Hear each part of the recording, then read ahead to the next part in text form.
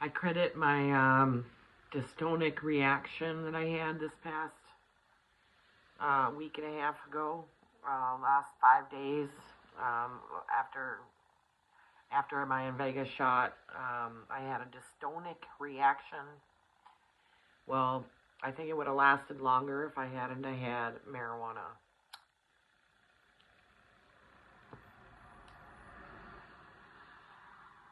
I believe that this substance helped to move that poison up and through and down and in a better position.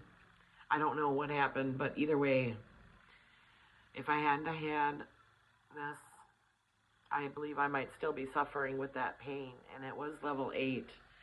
Wasn't screaming in agony level 10, but it was level 8.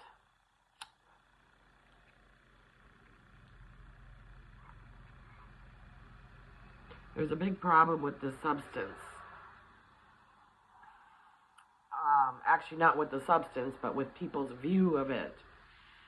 There's a lot of reefer madness that is going around. My dad is victim. What's reefer madness? I guess I shouldn't be promoting reefer madness. That was a movie called Reefer Madness. It was about people not understanding the medicinal effects of the medical marijuana plant or the recreational marijuana plant. My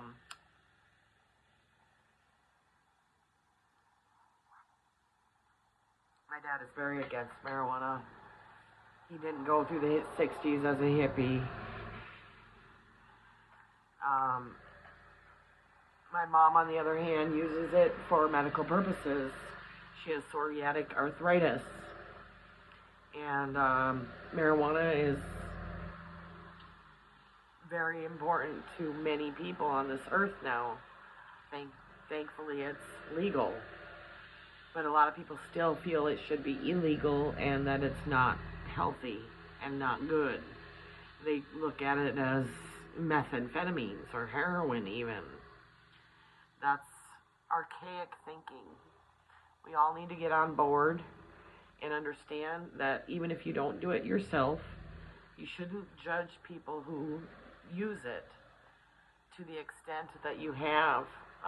We feel persecuted still. Even though the legal shackles are falling off of us, we feel the social shackles. And, reconsider. I went to school in Ann Arbor, University of Michigan, and that's where they have hash bash. And they legalized marijuana through the Ann Arbor area and their efforts.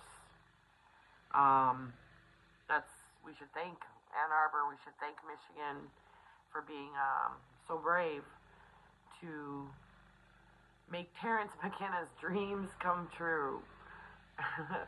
And mine and a lot of other people's who have suffered greatly being called substance abusers and many other names, dirty hippie,